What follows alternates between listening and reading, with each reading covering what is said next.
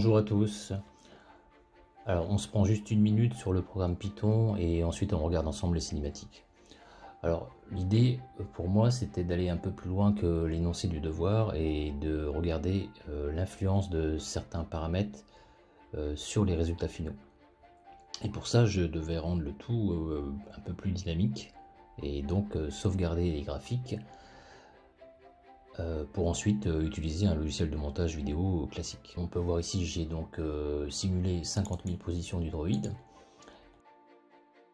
À chacune des positions, l'idée c'était donc de sauvegarder cette image dans un fichier. Alors là, si k est divisible par 250, donc j'ai pris en fait une photographie toutes les 250 positions du droïde. Et j'ai indexé ces fichiers pour qu'ils soient, on puisse les repérer, qu'ils soient différents.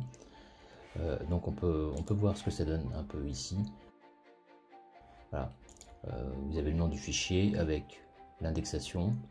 Et puis voilà, tout est enregistré à toutes les 250 positions. Ça donne à peu près ceci. Alors bon, peut-être que Python pouvait faire tout ça. Mais bon, moi je suis pas expert en Python, j'ai débuté le Python à cette rentrée.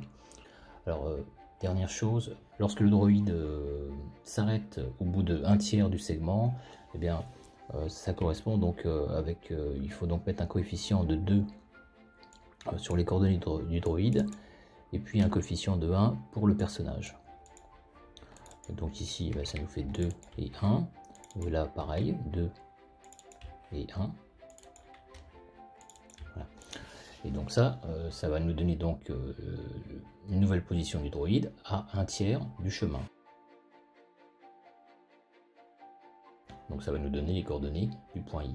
Alors tous les élèves qui se sont trompés à ce niveau-là, ce serait bien de mettre la vidéo sur pause et de faire les calculs par vous-même pour constater que vous allez bien obtenir les coordonnées du point I. Voilà, c'est à peu près tout. On regarde ensemble les cinématiques.